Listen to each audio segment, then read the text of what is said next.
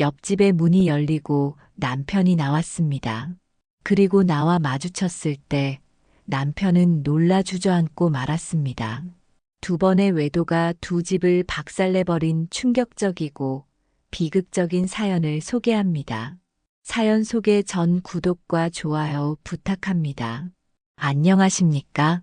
저는 올해로 결혼 26년 차가 된 중년의 워킹맘입니다. 남편과 둘이 맞벌이를 해왔고 아이들도 이제 성인이 되었습니다. 둘이 함께 벌어서 집안 사정을 다져왔고 아이들이 제법 자리를 잡아가고 있으니 오래 살아온 결혼 생활이란 게 이렇게 굴곡 없이 이어지는 줄 알았습니다. 물론 서운함이나 작은 다툼은 있었지만 큰 갈등이나 위기는 없다고 생각했지요. 제 일상을 돌이켜보면 아침마다 먼저 일어나 회사 출근 준비를 하고 아이들 밥을 차려놓기도 하고 간단한 청소 정도만 해둔 뒤 부랴부랴 집을 나서는 일이 전부였습니다. 남편은 저와 달리 출근 시간이 유동적이어서 보통 저보다 한두 시간 늦게 일어났습니다. 내가 알아서 할게. 먼저 가라는 말이 습관처럼 굳어져서 저는 남편이 어떻게 출근 준비를 하는지 그 뒤로 집에서 뭘 하는지 자세히 알지 못했습니다. 한편으론 당연한 일상이라 여겼습니다. 아파트 옆집에는 저희보다 조금 더 젊어 보이는 부부가 살고 있었고 애들이 없이 부부만 살고 있었습니다. 그 집 남편분은 무역업 쪽에 일을 한다는 얘기와 출장으로 자주 집을 비운다는 이야기를 들은 적이 있습니다. 1년의 절반 이상을 해외나 지방 출장을 다닌다고 했지요. 그래서인지 옆집에서 가장 많이 마주치는 사람은 아내분이었습니다. 재택에 가까운 일을 하고 때때로 파트타임으로 밖에 나간다고도 들었는데 저희 부부와는 그냥 엘리베이터에서 안녕하세요 정도를 건네는 사이였습니다. 아무래도 서로 바쁘다 보니 왕래가 거의 없었습니다. 그런데 지금 와서 돌이켜보면 남편이 옆집과 조금씩 안면을 텄던 시점이 언제부터였는지 정확히 짚어내긴 어렵습니다. 아마 제가 먼저 출근한 뒤 남편이 뒤늦게 나가거나 혹은 주말 오전에 집안일을 하다가 옆집 아내를 마주치는 등 사소한 계기들이 있었겠지요. 저는 별 생각이 없었고 옆집 아내분이랑 지나가다 인사 좀 하겠다 정도로 막연히 여겼습니다. 오랜 세월 동안 큰 의심을 해본 적이 없었으니까요. 너무나 충격적이고 소름 끼치는 사건의 시작은 제가 몸살 때문에 갑자기 조퇴했던 날로 거슬러 올라갑니다. 원래라면 오후까지 근무해야 했는데 컨디션이 너무 안 좋아서 실장님께 양해를 구하고 오전 중에 회사를 빠져나왔습니다. 집에 도착하니 아직 정오도 안 된 시간이었습니다. 남편은 이미 출근했겠지라고 생각하며 엘리베이터에서 내려 복도를 걷는데 저 멀리서 남편이 보였습니다. 문제는 남편이 저희 집 현관이 아니라 옆집 문을 살짝 닫고 조심스레 나오는 장면이었다는 겁니다. 순간 심장이 덜컥 내려앉았습니다. 왜 저기에? 하고 머리가 하얘졌지요. 남편도 저를 본 순간 놀란 표정을 감추지 못했습니다. 바삐 다가오며 오늘 왜 이렇게 일찍 왔어? 어디 아파서 조퇴했어? 옆집에서 전등 갈아달라고 해서 잠깐 들어갔다 왔어라며 변명을 내놓았습니다. 그런가 보다 생각해 볼 수도 있지만 마음 한구석이 싸해지는 기분을 어찌할 수 없었습니다. 전혀 교류가 없다던 옆집 아내가 굳이 우리 남편에게 전등을 갈아달라고 부탁했다. 제가 전혀 모르던 일이고 평소엔 그런 적이 없었는데 묘하게 찜찜했습니다. 게다가 남편 표정이 몹시 당황해 보였습니다. 몸살 기운에 정신이 없었지만 그 모습만은 또렷이 기억납니다. 그래도 그때는 제가 기운이 없어서 깊이 파고들 엄두가 나지 않았습니다. 남편도 제 상태를 살피며 죽을 끓여주고 약을 챙겨주며 당신 푹 쉬라고 했습니다. 그날은 그냥 몸살로 골골대다 잠이 들었습니다만 마음속에 작은 의욕의 씨앗이 심어진 건 분명했습니다. 며칠이 지나 몸이 나아지고 나니 그 의문이 점점 커져갔습니다. 옆집 아내랑 뭔가 통화라도 하는 건 아닐까? 라는 막연한 추측에 사로잡히기도 했지요. 남편이 휴대폰을 보는 시간이 늘었고 제 앞에서는 별다른 설명 없이 서둘러 잠금 화면을 닫는 모습도 자주 보였습니다. 원래라면 크게 신경 쓰지 않을 사소한 행동들이 이제는 도저히 그냥 넘어가기 힘들었습니다. 불안감을 잠재우려고 애써도 제 마음은 이미 부글부글 끓어오르기 시작했습니다. 결국 그날 이후 우리 부부의 평범한 일상에 미묘한 균열이 생겼습니다. 저는 여전히 아침 일찍 출근하면서도 집을 나서기 전에 남편의 눈빛이나 휴대폰을 유심히 살폈습니다. 남편이 "왜 그래? 요즘 예민해 보이네." 라고 물으면 저는 그냥 "컨디션이 좀 안 좋아라고 둘러댔습니다. 아이들도 뭔가 어색한 공기를 느끼긴 했는지 한두 번 "엄마, 무슨 일 있어요?" 하고 물었지만 저는 "별거 아니야 라고 답했습니다. 이런 식으로 불편한 침묵이 쌓여가고 있었지요.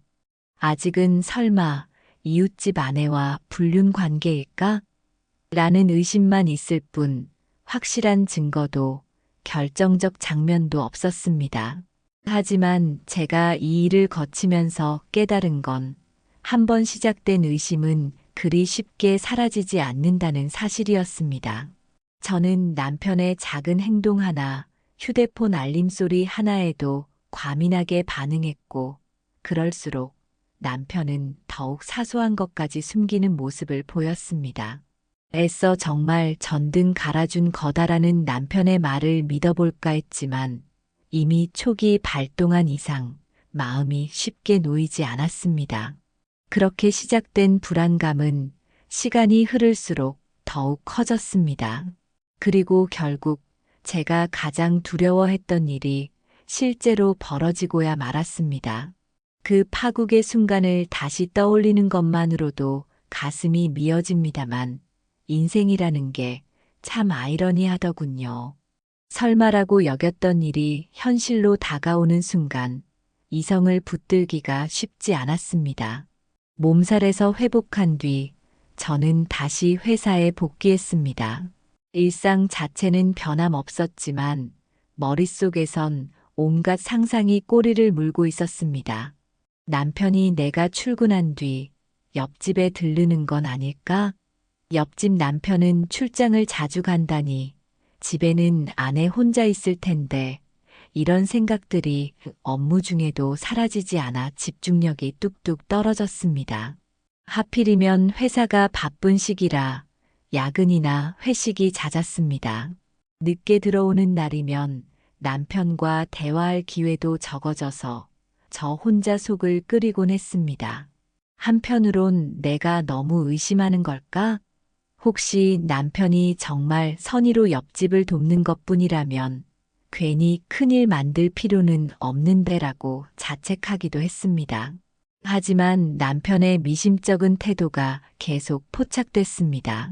예를 들어 제가 퇴근해 문을 열고 들어가면 남편이 불쑥 깜짝 놀라 휴대폰을 가방이나 주머니에 숨기는 시기였습니다. 아니면 당신 왜 벌써 왔어? 라며 어색한 웃음을 짓는다든지요. 어느 날 주말 오후에 제가 장을 보고 돌아오니 남편이 현관문 앞에서 서성이고 있었습니다. 마치 밖으로 나가려다 마주친 모양새였는데 그때 남편 손에 작은 공구 가방 같은 게 들려 있었습니다. "어디가?" 라고 물으니 남편은 살짝 놀란 듯 "아, 그냥 옆집에서 또 뭘 고쳐달라고 하네라고 대답했습니다. 저는 그 순간에도 그 집 남편은 출장이고 아내 혼자 지낸다더니 라고 생각하며 뭔가 모를 분노가 치솟았지만 그것도 증거가 될 만한 건 아니었습니다. 결국 저는 또 뭘 그리 자주 고쳐달라는 거야? 라고 쏘아붙였고 남편은 하수구가 막혔다고 간단히 뚫어주고 올게라며 서둘러 밖으로 나갔습니다. 남편이 떠난 뒤 현관에선 이상하게 향수 비슷한 은은한 냄새가 났습니다. 평소 남편이 전혀 안 뿌리던 종류의 향이었는데 혹시 옆집 아내가 가까이 다가왔나 하는 뜬금없는 추측이 떠올라 더욱 괴로워졌습니다. 이게 대체 뭐지? 하는 낯섦과 의심이 제 온몸을 뒤흔드는 느낌이었습니다. 하루하루가 그렇게 지옥처럼 흘렀습니다. 제가 남편 휴대폰을 훔쳐볼 기회를 엿보고 싶었지만 남편은 잠금도 바꿔놓고 늘 몸에 지니고 다녔습니다. 메시지나 통화 내역을 확인할 방법이 없으니 답답할 뿐이었지요. 간혹 남편이 샤워할 때 휴대폰을 방에 두고 갈 때도 있었지만 패턴을 풀 수 없어서 화면도 못 열어봤습니다. 몇 번 시도해 보다가 이러다 남편이 알아차리면 큰 싸움으로 번지겠지라는 두려움에 포기했습니다. 그렇게 의심만 쌓이던 중 사소한 사건이 몇 번 더 일어났습니다. 예를 들어 제가 퇴근길에 갑자기 편의점을 들러 우유를 사왔는데 집에 들어오자 남편이 허둥지둥 통화를 끊어버리거나 누군가가 남편 휴대폰으로 전화를 걸어왔는데 이름이 저장되지 않은 번호여서 받아도 돼? 라고 물으니 남편이 당황하며 아니야, 스팸이야 하고 전화를 끊어버린다든지 작은 단서들이 모여 저는 이 사람 정말 뭔가 숨기고 있구나라는 확신을 갖게 됐습니다. 그 시기에 저는 밤마다 잠도 제대로 못 자고 자꾸 악몽을 꿨습니다. 꿈속에서 남편과 옆집 아내가 웃으며 손을 잡고 있다든지 아파트 복도에서 둘이 키스하는 걸 목격한다든지 하는 끔찍한 장면이 반복되었습니다. 땀에 흠뻑 젖어 새벽에 깨면 남편은 옆에서 골아떨어져 있었고 그 모습을 볼 때마다 허무함과 분노가 교차했습니다.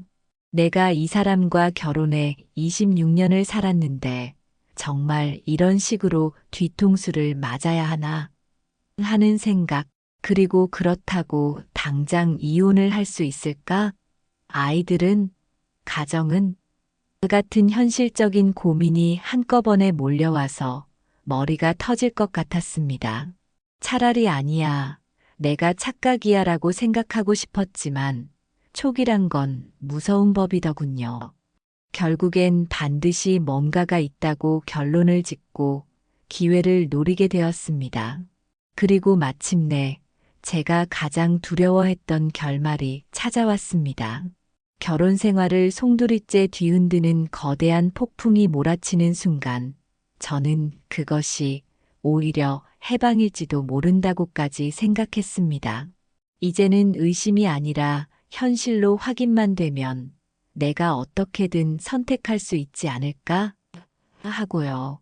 하지만 실제로 그 현장을 목격했을 때 제게 닥쳐온 충격은 상상 속의 그것보다 훨씬 더 거셌습니다. 그날은 회사 회식이 예정되어 있었는데 예상보다 일찍 끝났습니다. 보통은 자정 가까이 술자리가 이어지곤 했는데 실장님의 개인 사정으로 회식이 저녁 8시 정도에 마무리되었지요. 저는 피곤하기도 하고 집에서 쉬고 싶은 마음에 바로 택시를 탔습니다. 집에 도착한 시각이 딱 밤 9시쯤이었습니다. 현관문을 열고 들어서자 묘하게 집안이 텅 빈 듯한 느낌이 들었습니다. 보통 남편이 거실에서 TV를 보고 있거나 자기 방에서 뭔가를 하고 있었을 텐데 아무 인기척도 없었습니다. 이상하다 싶어 거실로 들어갔더니 테이블 위에 남편의 차키와 휴대폰이 그대로 놓여 있었습니다. 이 사람 폰까지 두고 어디 간 거지? 화장실인가? 하며 안쪽으로 걸어갔는데 순간 작은 방 쪽에서 낯선 움직임이 감지되었습니다. 심장이 세차게 뛰는 것을 느끼며 조심스레 방문으로 다가갔습니다. 문이 살짝 열려 있었는데 안을 들여다보니 남편과 옆집 아내가 알몸으로 서로 포개진 상태로 뒤엉켜 있었습니다. 너무 충격적이라서 순간 제 머릿속이 하얗게 비어버렸습니다. 숨을 들이마시는 소리조차 크게 들렸고 곧 이게 뭐야? 라는 비명이 제 입에서 터져 나왔습니다.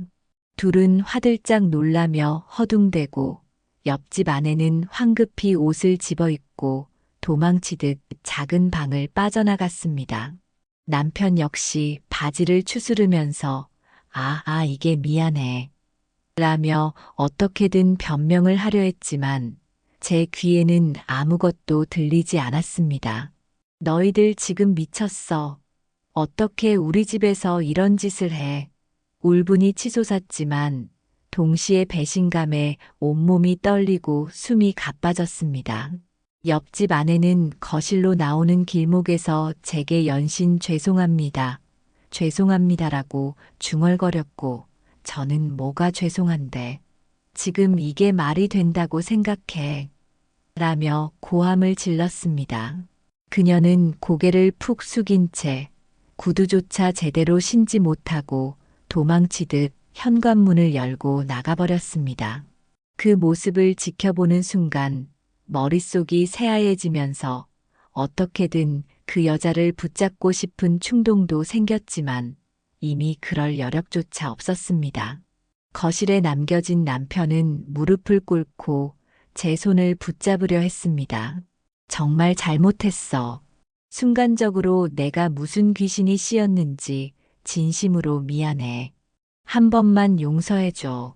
분노와 슬픔에 얼굴이 달아오른 저는 마구잡이로 물건을 집어던지고 싶었습니다. 너무 어이없잖아. 내 집에서, 내 눈앞에서 옆집 여자랑 내가 사람 새끼야. 하고 소리치는데 가슴이 터질 것처럼 아팠습니다. 남편은 정말 순간적인 실수야. 다시는 안 그럴게라고 울먹거렸지만 이미 변명할 수 있는 수준을 넘어선 상황이었습니다. 그런데 저는 그 와중에도 생각보다 냉정하게 상황을 정리하는 또 다른 제 자신을 발견하고 놀랐습니다. 지금 이 여자를 어떻게 처벌하지? 옆집 남편에게 당장 연락을 해버릴까? 아파트 전체에 소문을 낼까? 하는 복잡한 생각이 동시에 들더군요. 하지만 우선은 남편과 그녀가 뻔뻔하게 이 사태를 넘어갈 수 없도록 조치를 취하고 싶었습니다. 제가 분에 못 이겨 울부짖는데 문득 옆집 아내가 그냥 도망갔다는 사실이 떠올랐습니다. 아니, 저 인간도 책임이 있지. 왜 혼자 빠져나가?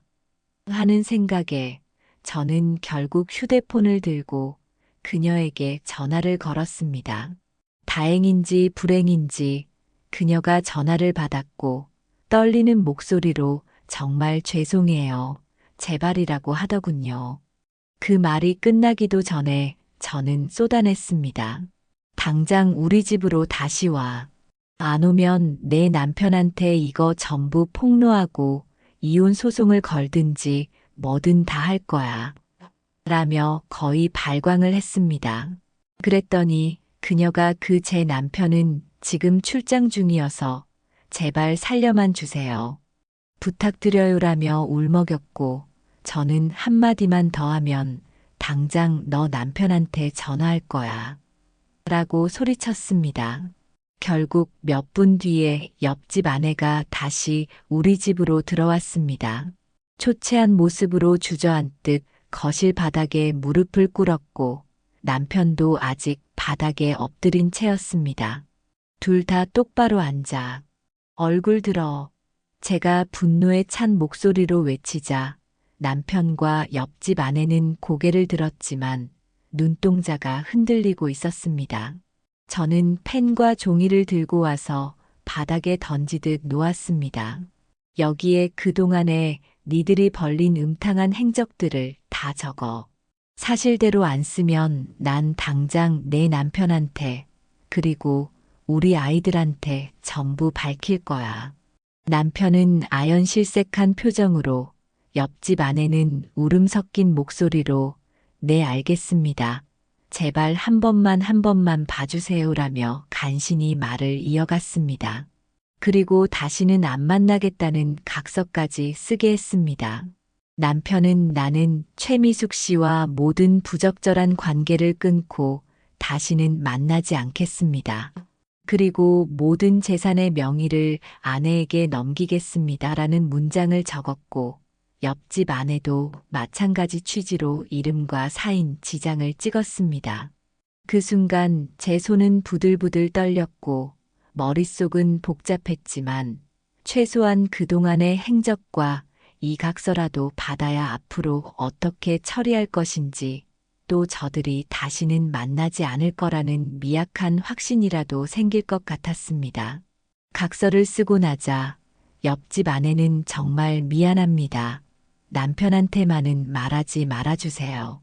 제발이라며 흐느꼈고 남편도 진짜 다시는 안 그럴게. 미안하다고 머리를 조아렸습니다. 저는 그 광경을 보면서도 전혀 통쾌하지 않았습니다. 배신감, 모멸감, 수치심이 한데 얽혀 가슴이 미어졌고 그저 너희들 꺼져, 다 꺼져 라고 소리치는 게 전부였습니다. 옆집 아내는 문을 나서면서도 몇 번이나 돌아보고 정말 죄송합니다를 반복했고 남편은 마룻바닥에 무릎을 꿇은 채 고개조차 못 들었습니다. 그리고 저는 거실에 주저앉아 한참 동안 울었습니다.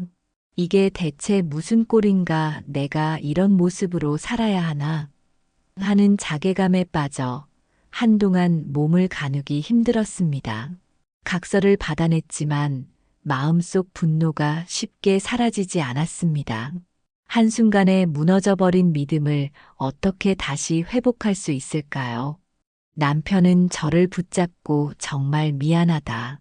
제발 한 번만 용서해달라. 당신이 원한다면 내가 지금 당장 집을 나가겠다라고까지 말했습니다. 순간 저도 그래, 아예 내 눈앞에서 사라져라고 밀어붙이고 싶었지만 26년간 함께 살아온 세월과 아이들을 생각하니 그 말이 쉽게 떨어지지 않았습니다. 며칠째 출근도 안 하고 누워 있었습니다. 그리고 별의별 생각을 다 했습니다. 너무나 분하고 원통했지만 당장 이혼한다고 저와 아이들에게 이로울 것이 없었습니다. 그렇다고 이 일을 덮고 아무 일도 없었다는 듯 지낼 수는 없었습니다. 그래서 저는 이번만은 넘어가자. 그리고 남편이 관리하고 있던 모든 은행 계좌와 돈 관리를 넘기고 휴대폰의 내용을 항상 볼 수 있게 하고 이사를 하자는 조건을 내걸었습니다. 당장 옆집 아내 얼굴을 마주칠 수도 있고 이 분위기로는 더는 못 살겠으니 우리 떠나자. 새 집에서 다시 시작하든지 말든지 여기서는 안 된다. 남편은 순순히 수긍했습니다. 그래, 이젠 옆집이랑도 엮이고 싶지 않아. 당신만 좋다면 당장 알아볼게라고 했습니다. 아이들에게는 그리 길게 설명하지 않았습니다.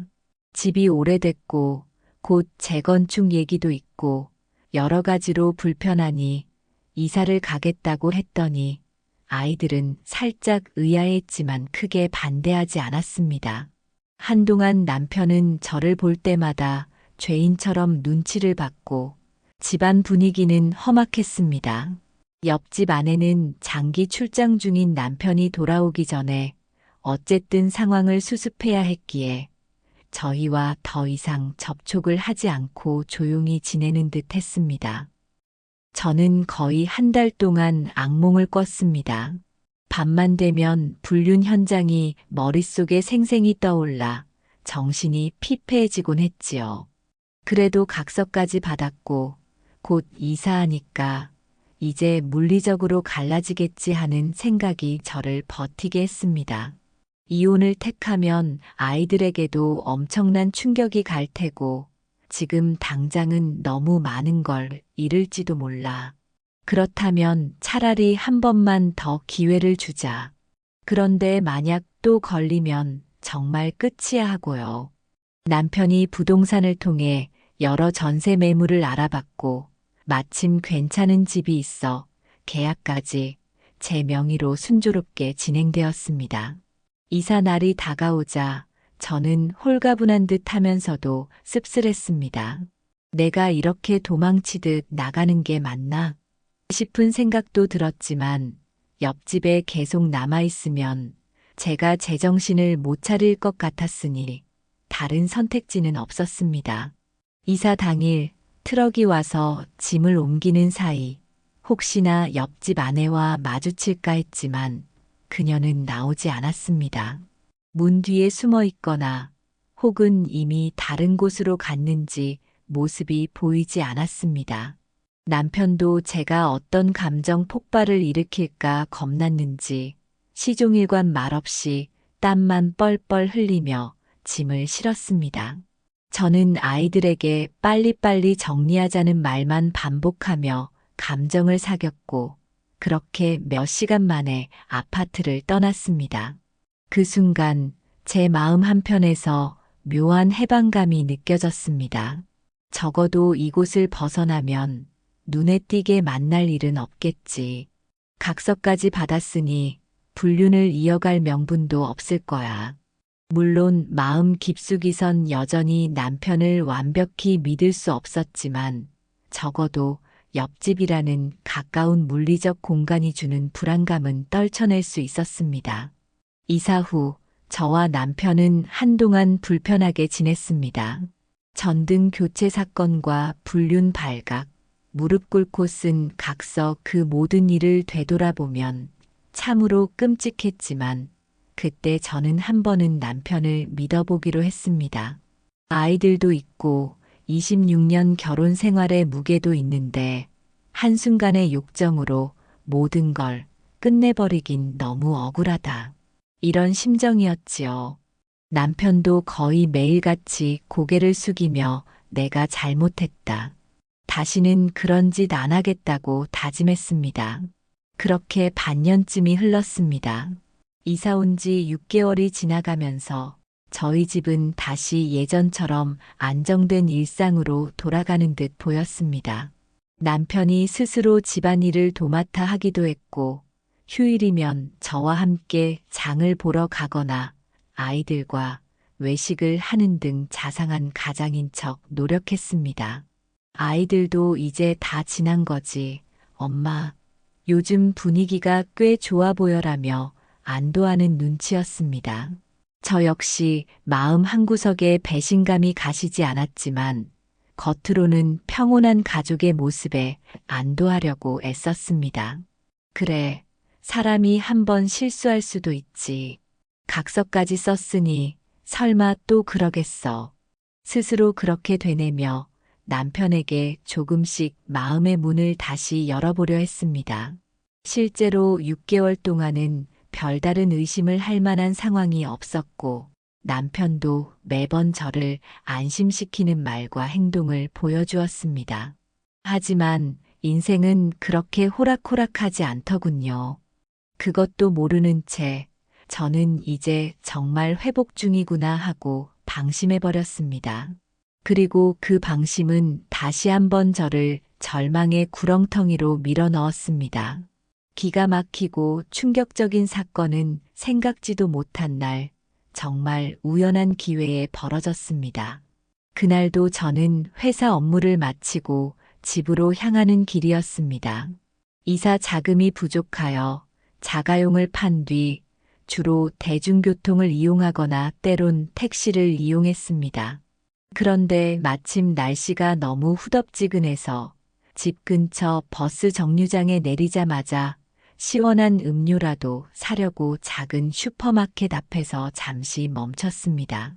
슈퍼에서 음료를 들고 나와 아파트를 향해 걸어가는데 바로 앞 골목길 모퉁이에서 낯익은 실루엣이 보였습니다. 처음에는 누구지? 하다가 그 순간 온몸이 얼어붙었습니다. 바로 옆집 아내, 그 여자였습니다. 한 번은 무릎 꿇고 제게 다시는 만나지 않겠다고 각서까지 썼던 그 여자. 하지만 이사 온 뒤에는 당연히 볼 일이 없었는데 왜 여기서 나타난 걸까? 손에서 음료 캔이 떨어질 뻔했습니다. 마음이 쿵쾅거리는 와중에 저는 그 여자가 누군가와 얘기를 나누고 있는 걸 보았습니다.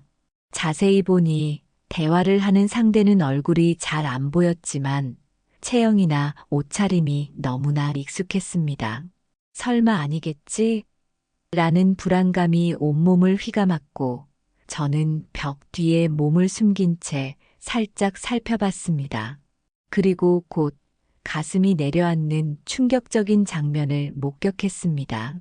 그 여자의 맞은편에 서 있는 사람은 바로 제 남편이었습니다. 머릿속이 하얗게 비어버리는 순간이었지만 동시에 강렬한 분노와 배신감이 울컥 치밀어 올랐습니다.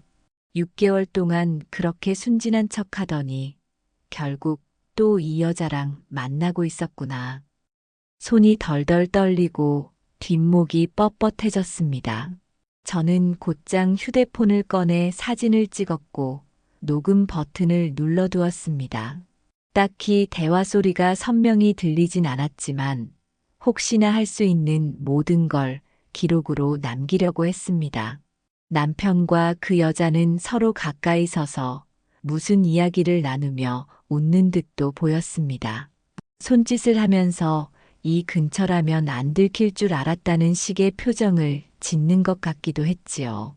한순간에 폐부가 찢기는 듯 했지만 저는 숨을 죽인 채 참고 있었습니다. 그 현장으로 뛰쳐들어가 둘을 붙잡고 소리쳐봤자 그 순간에는 증거 확보도 힘들고 또 한바탕 소란만 일으킬 것 같았습니다. 차라리 더 명백한 증거를 잡아야지. 굳은 결심이 들었고 사진과 동영상으로 남긴 뒤 서둘러 그 자리를 떠났습니다. 집으로 돌아오는 길이 얼마나 고통스러웠는지 모릅니다. 손에서 땀은 비 오듯 쏟아지고 다리는 후들거렸습니다. 설마 정말 다시 만나고 있었나? 각서까지 쓴 뒤로 다시는 그런 짓 안 하겠다고 애걸복걸하더니 울분이 치밀었지만 한편으론 이제야 비로소 모든 게 명확해졌다는 생각이 들었습니다. 이 사람은 영영 고칠 수 없고 그 여자도 마찬가지로 뻔뻔하게 우리 가정을 기만해온 거라는 사실을요. 남편은 밤늦게 들어왔습니다. 하필이면 회사에 일이 많았다느니 야근이었다느니 하는 변명을 늘어놓았지만 저는 이미 모든 걸 알고 있으니 우습게 들릴 뿐이었습니다. 한 번은 제가 그래, 수고했네라고 대답하면서도 눈에 도끼 어린 시선을 숨기지 않았습니다.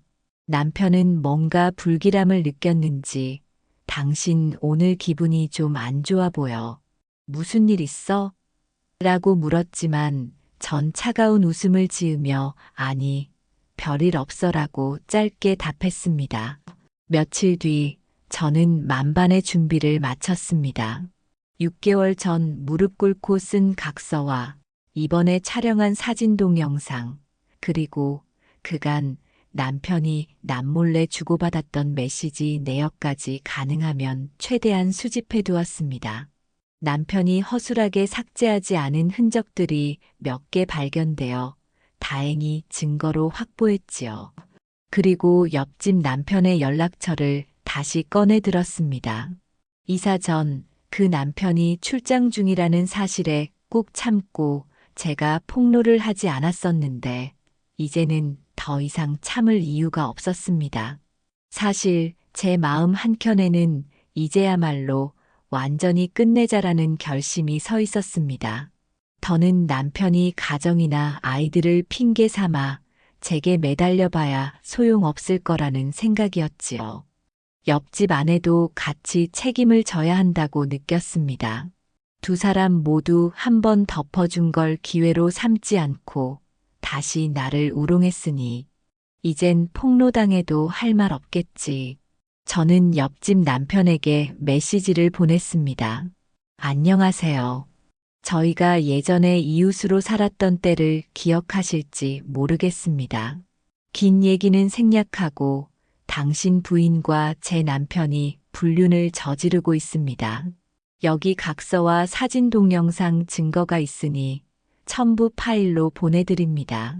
저로서는 더 이상 묵인할 수 없어 알려드립니다. 그리고 사정없이 전송 버튼을 눌렀습니다. 손이 떨려서 혼났지만 누르고 나니 묘한 해방감이 들었습니다.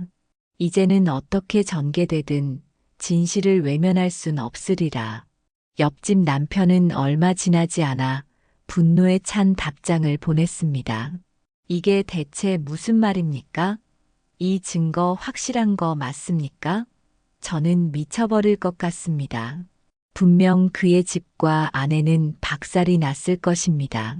남편 역시 이 사실을 알게 되자마자 제게 무릎 꿇고 사죄하려 했지만 저는 냉정했습니다. 이미 끝났어. 두 번 다시 용서란 없어.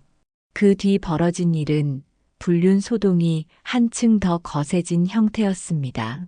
저희 부부는 한때 이사를 통해 조용히 무마하려 했던 모든 노력이 무색해졌고 옆집 부부 역시 남편이 아내에게 엄청난 분노를 표출하며 결국 파탄 지경까지 치달았습니다. 옆집 남편이 법적 대응을 예고하며 변호사를 선임한다는 말도 들려왔고 저도 뒤늦게나마 이혼 소송을 준비하게 되었습니다. 남편은 제발 한 번만 더라고 울먹였지만 이미 제게 그런 감정은 남아있지 않았습니다. 두 번째 기회마저 내가 걷어차 버렸잖아. 이젠 끝이야. 차가운 목소리로 그렇게 말하는데 제 마음 한구석에선 눈물이 쏟아지려 했습니다. 하지만 꾹 참았습니다. 이미 헛된 눈물을 흘리는 대신 현실적인 대비를 해야 한다고 생각했으니까요. 결국 두 집 모두 이혼으로 결말이 났습니다. 저희는 서로 신뢰도 감정도 남아있지 않았고 법적으로도 남편이 책임을 크게 지게 되었습니다. 6개월 전 각서가 결정적이었지요. 다시는 만나지 않겠다는 서약을 어긴 데다 불륜이 반복된 점이 결정적으로 불리하게 작용해 남편은 위자료와 재산 분할에서 대부분을 잃게 됐습니다. 옆집 아내도 남편에게서 극심한 책임 추궁을 받았고 결국 불리한 조건으로 합의 이혼을 했다고 들었습니다. 저는 정신적으로 무척 피폐해졌습니다. 한 번은 용서를 택했지만 그 선택이 이렇게 또다시 짓밟힐 줄 몰랐거든요. 아이들에게 차마 어떻게 설명해야 할지 몰랐지만 이미 성인이 된 아이들은 어느 정도 짐작하는 눈치였습니다. 결국 또 그 여자와 만나고 있었다니 아이들이 아빠를 보는 시선도 싸늘해졌고 그 모습을 지켜보는 제 마음은 한없이 무겁고 처절했습니다. 남편은 회사에서도 불륜 소문이 좀 퍼졌는지 한직으로 밀려나서 급여가 크게 줄었다고 합니다. 모든 재산의 명의도 저에게 있었기 때문에 가진 돈도 별로 없으니 초라한 원룸에서 생활하며 혼자 술을 마시는 처지가 되었다고 들었습니다. 예전 같으면 그래도 한때 사랑했던 사람이니 불쌍하다는 동정심이 들었을 테지만 이번엔 전혀 그런 마음이 들지 않았습니다. 한 번 주어진 기회를 스스로 걷어찬 대가를 치르는 중이겠지라고 냉소할 뿐이었습니다. 옆집 아내는 그 남편에게서 모든 걸 내어주고 결국 어디론가 사라졌다는 풍문이 들렸습니다. 저로서는 더 이상 관심조차 없었습니다. 한때 우리 가정에 치명적 상처를 남긴 인물이지만 이제 내 삶과는 무관한 존재니까요. 이제 이혼이 확정되고 시간이 좀 지났습니다. 처음 몇 달은 아무것도 손에 잡히지 않을 정도로 절망적이었지만 다시금 회사 업무에 몰두하며 스스로를 추스르려 노력했습니다. 아이들도 엄마, 이제 행복해져야지. 우리도 엄마가 밝게 사는 모습을 보고 싶어라며 힘을 주었고요. 무엇보다도 두 번째 배신이 가져다 준 상처가 너무나 깊었기에 이제 더는 아파할 힘조차 없는 느낌이었습니다. 차라리 감정이 고갈된 듯한 평온이 찾아온달까요? 그리고 저는 아이들과 다시금 단단히 살기로 결심했습니다. 매일 아침 눈을 뜨면 앞으로 좀 더 나은 내일이 오겠지. 이번엔 실수 없이 내 인생을 지키자라고 다짐합니다. 회사를 열심히 다니며 성취감을 찾고 주말이면 조그만 재미라도 느끼려고 영화나 전시회를 혼자 찾아갑니다. 혼자 지내는 시간이 많아졌지만 오히려 그 안에서 마음의 평화를 얻는 법을 배워가고 있습니다. 가끔은 거울 앞에서 제가 너무 늙어버린 것 같아 눈물이 핑 돌기도 합니다. 아, 이게 내 인생이구나.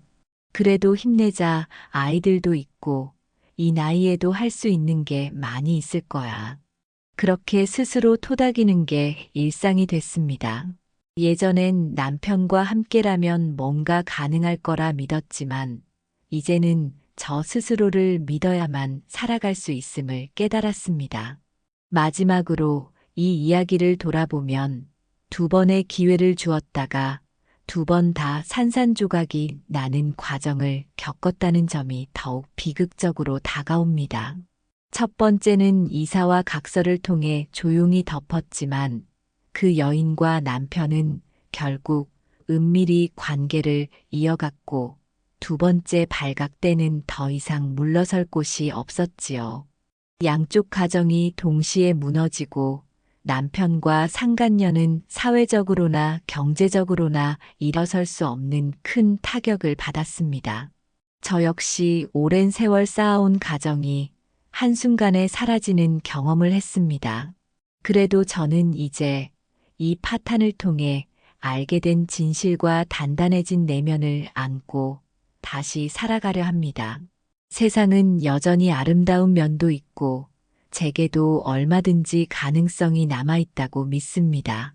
아이들도 언젠가 제 곁을 떠나 독립하겠지만 그때가 오기 전까지는 부모로서 해야 할 몫을 다하고 싶습니다.